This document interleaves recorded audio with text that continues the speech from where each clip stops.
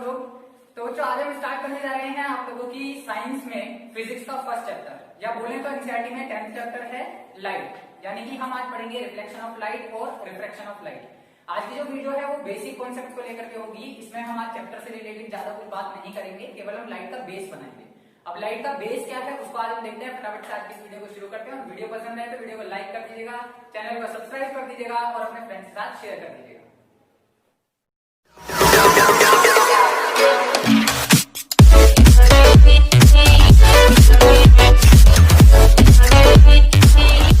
मेरे नन्हे मुन्ने बच्चों, आज का जो टॉपिक है वो है लाइट। और लाइट का हिंदी में क्या है? प्रकाश। प्रकाश कौन है? अपने मम्मी पापा का बेटा, ठीक है। तो लाइट आज हम डिस्कस करने जा रहे हैं। लाइट के बारे में सबसे पहले मैं इंट्रोडक्शन बता दूं। इंट्रोडक्शन क्या है, लाइट को कैसे स्टार्ट करेंगे पढ़ना।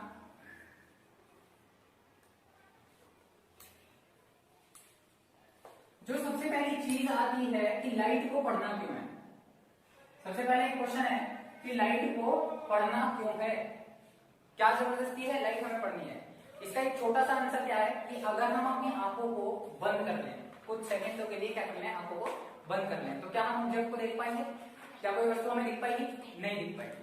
तो यही एक मेन रीजन है कि हमें लाइट के बारे में समझना होगा, लाइट के बारे में पढ़ना होगा। कि अगर मैं अपनी आंखों को बंद कर लेता हूं तो हमें ऑब्जेक्ट दिखना क्या हो जाता है? बंद हो जाता है। अगर मैं आंखें खोल लेता हूं तो मुझे ऑब्जेक्ट दिखना शुरू हो जाता है।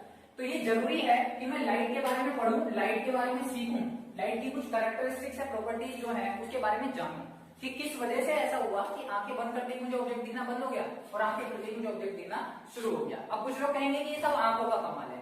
ठीक है, आंखों का कमाल है, लेकिन अगर बाई चांस कहीं अंधेरे कमरे में हमें बिठा दिया जाए तो क्या हमारी आंखें सक्षम होंगी देखने के लिए? नहीं होंगी। तो दोनों ही चीजें इंपॉर्टेंट हैं। हमारी जो आई है वो भी इंपॉर्टेंट प्ले करती है, रोल प्ले करती है। उसी तरीके से लाइट का भी अपना एक इंपॉर्टेंट रोल होता है। तो अगर मैं लाइट के लिए बात कर रहा हूं तो लाइट क्या होती है? एक एनर्जी होती है। It is a energy. क्या होती है? ये एनर्जी होती है विच पॉजेस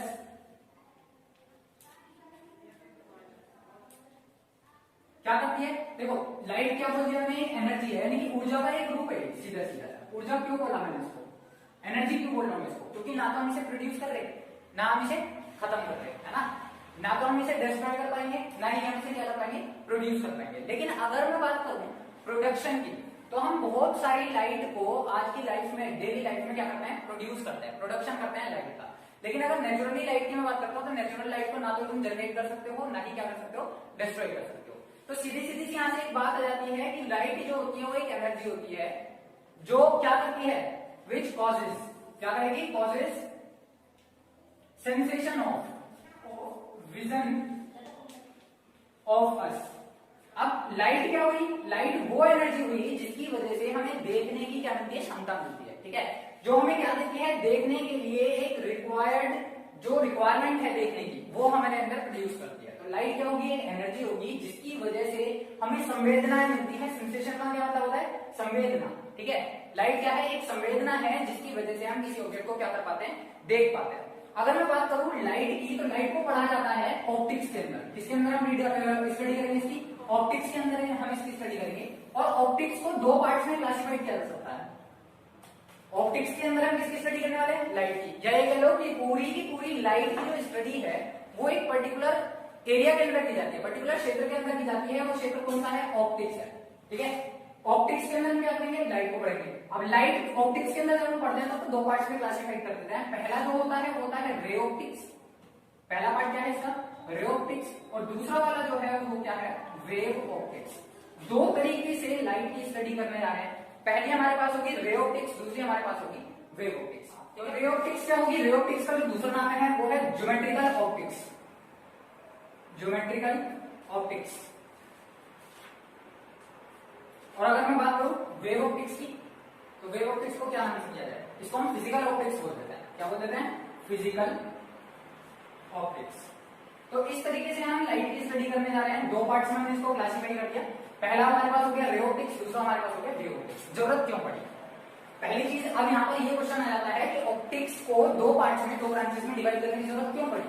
कि रे ऑप्टिक्स में क्या आएगा और वेव ऑप्टिक्स में क्या आएगा? तो इसका जो बेसिक आंसर है वो ये है कि जो लाइट होती है उसके पीछे पीछे बहुत सारे कॉन्सेप्चुअल हाइपोथेटिकल पार्ट्स काम कर रहे हैं, बहुत सारे क्या कर रही है, थ्योरीज काम कर रही है। कई बार तो कहा जाता है कि लाइट जो होती है वो रे की तरह काम करती है, यानी किरण की तरह चलती है, और कई जगह पर ये कहा जाता है कि लाइट जो होती है वो वेव की तरह चलती है। वेव मतलब तरंगों का रूप होती है।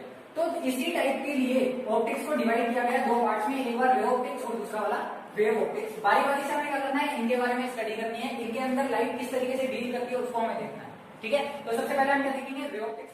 तो रे ऑप्टिक्स की हम बात कर रहे हैं। रे ऑप्टिक्स क्या होता है, रे ऑप्टिक्स का मतलब it concerns itself with the propagation of light in the form of particle nature। यानी कि इस पूरी ऑप्टिक्स के अंदर हम क्या देखेंगे कि जो लाइट है वो एक पार्टिकल नेचर को फॉलो करती है ना। किसी ने कहा कि लाइट जब पार्टिकल फॉर्म में चलेगी, कणों के रूप में चलेगी, तो वो किसके अंदर पड़ी जाएगी, रे ऑप्टिक्स के अंदर पड़ी जाएगी, यानी रेज की फॉर्म में वो चलने वाली है। और इसी चीज को क्या बोला गया, ज्योमेट्रिकल ऑप्टिक्स बोला गया। अब यहाँ पर क्या, ये जो पार्टिकल नेचर की हमने बात करी है, ये कौन कौन से फिनोमिना के अंदर होती है। तो in ray optics light explains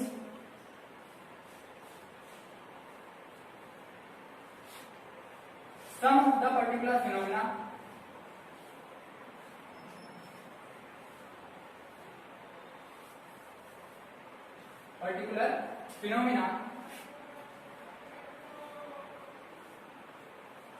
of light। For example, जैसे कि फर्स्ट इसमें मैं ले लेता हूं, नाम सुना होगा अगर रिफ्लेक्शन, जो कि चैप्टर के अंदर भी हम पढ़ने वाले हैं। दूसरा रिफ्रैक्शन, रिफ्लेक्शन कह लो, रिफ्रैक्शन कह लो, ये दोनों वो फिनोमिना है जो लाइट की पार्टिकल नेचर क्या करती है, एक्सप्लेन करती है। इनको हम बहुत अच्छे से क्या कर पाएंगे, वेरीफाई कर पाएंगे by using particle nature of light. यानी कि रे ऑप्टिक्स के अंदर जो भी प्रकाश का परावर्तन होने वाला है, जो भी प्रकाश का अपवर्तन होने वाला है, चाहे मैं परावर्तन की बात कर रहा हूं या अपवर्तन की बात कर रहा हूं, दोनों फिनोमिना हम इसके अंदर क्या करेंगे, बहुत इजीली एक्सप्लेन करेंगे, इनकी कैरेक्टरिस्टिक्स को देखेंगे और फॉलो करेंगे लाइट की जो प्रॉपर्टीज यहाँ पर अप्लाई होने वाली है, ठीक है। ये तो हमारी कोई फिनोमिना की बात, ये रिफ्लेक्शन और रिफ्रैक्शन के बारे में हम स्टडी करेंगे। साथ के साथ यहाँ पर हम क्या देखेंगे, formation of it also explains the formation of. अब जब लाइट का रिफ्लेक्शन होगा या रिफ्रैक्शन होगा तो वहां पर इमेज फॉर्मेशन की बात की जाएगी, ठीक है। किसकी बात की जाएगी, इमेज फॉर्मेशन। क्योंकि जब कभी भी कहीं से लाइट रिफ्लेक्ट होगी तो वहां पर एक इमेज का फॉर्म होना जरूरी है, इमेज जरूर बनेगी, चाहे मैंने रिफ्लेक्शन प्लेन मिरर से कराया हो, चाहे मैंने कॉन्केव मिरर से कराया हो या कॉन्वेक्स मिरर से कराया हो, यानी कि टाइप्स ऑफ मिरर में पढ़ाऊंगा, आगे उनको हम स्टडी करेंगे। तो फॉर्मेशन ऑफ इमेज को यहाँ पर बहुत अच्छे से हम स्टडी करने वाले हैं। या फिर ये कह लो कि जो रे ऑप्टिक्स होती है, जो लाइट की ज्योमेट्रिकल रिप्रेजेंटेशन होती है, उसके अंदर हम किसके बारे में बात करेंगे, फॉर्मेशन ऑफ इमेज के बारे में बात करेंगे। फिर किसके अंदर हम बात कर सकते हैं इमेज की फॉर्मेशन की, मिरर के अंदर हम बात करेंगे, ठीक है। चैप्टर के अंदर ही लेंस की हम बात करेंगे, लेंसेज से भी क्या बन जाती है, इमेज फॉर्मेशन हो जाती है। एंड साथ के साथ जो इमेज फॉर्मेशन हो रही है वहां पे हम एक्सप्लेनेशन देंगे किसका, ऑप्टिकल इंस्ट्रूमेंट्स का। ऑप्टिकल इंस्ट्रूमेंट्स कैसे, जैसे कि देखा होगा टेलीस्कोप होता है, ठीक है, या माइक्रोस्कोप होता है, अल्ट्रा माइक्रोस्कोप होता है, वो सब क्या है, लाइट के इंस्ट्रूमेंट्स हैं, जिसकी हेल्प से हम क्या कर सकते हैं, बहुत छोटी चीजों को बहुत बड़े साइज में देख सकते हैं। तो यहाँ पर वो उसको भी एक्सप्लेन करेगा। जो रे ऑप्टिक्स है वो बेसिकली जितने भी ऑप्टिकल इंस्ट्रूमेंट्स हैं वो सब इसी पर काम करते हैं। And all the optical instruments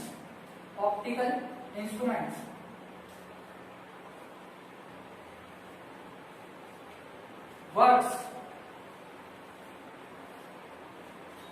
on the optical या रे ऑप्टिक्स पर ये काम करते हैं।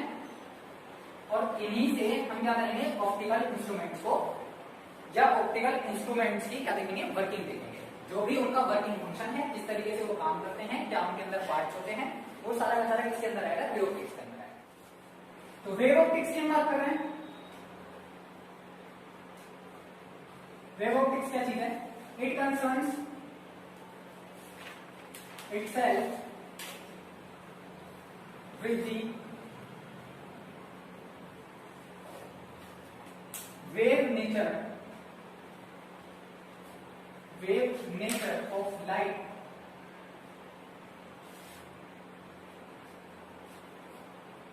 which is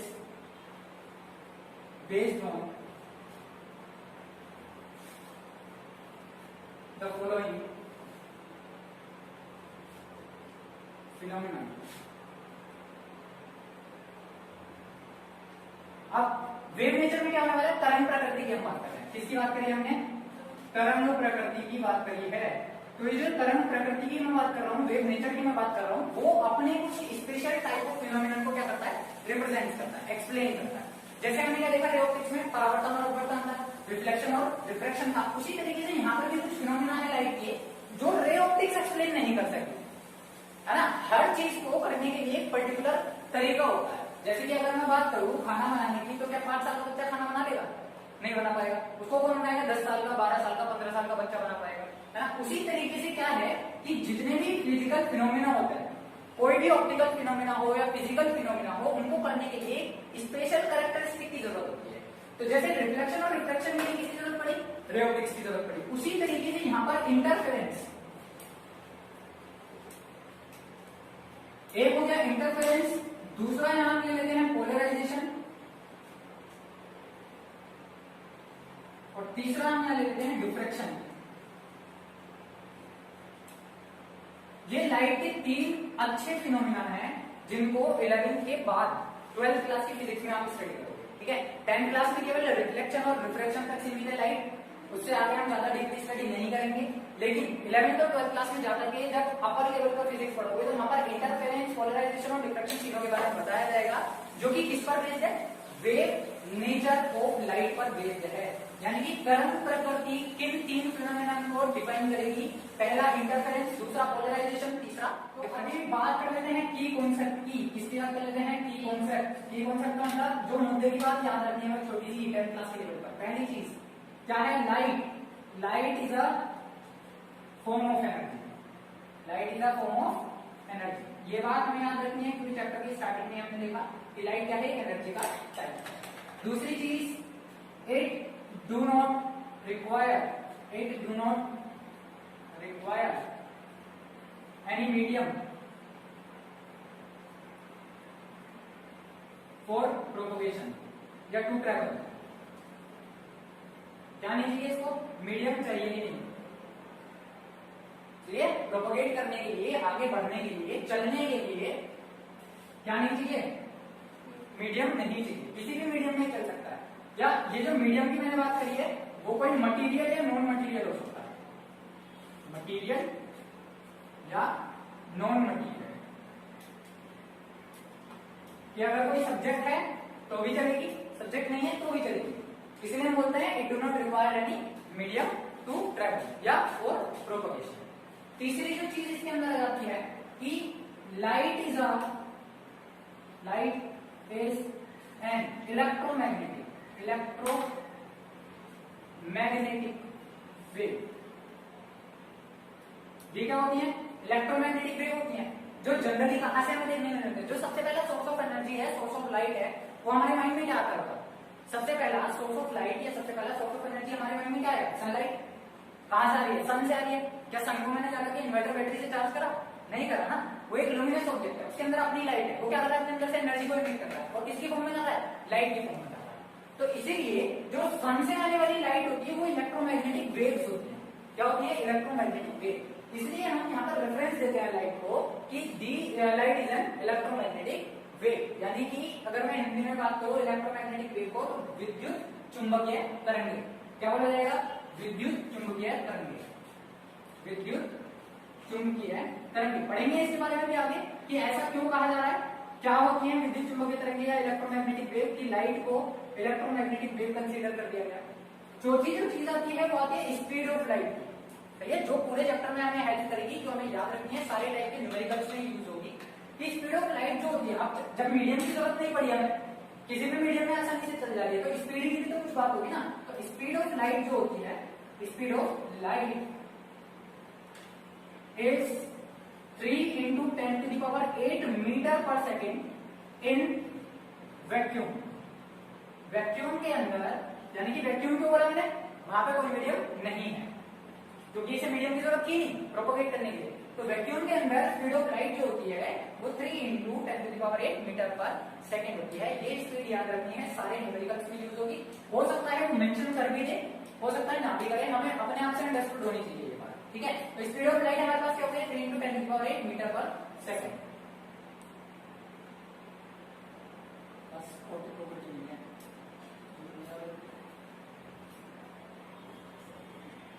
चलिए होगी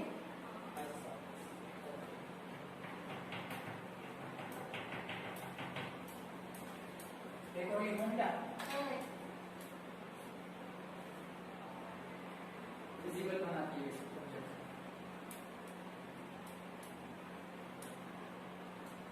फिफ्थ प्रॉपर्टी जो हमारे पास आ जाती है, light makes visible the object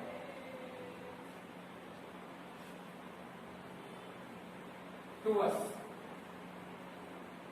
ठीक है, जैसे ही लाइट किसी सब्जेक्ट पर या किसी ऑब्जेक्ट पर गिरेगी, इंसिडेंट होगी, तो उसको क्या कर देगी, विजिबल कर देगी हम लोगों के देखने के लिए।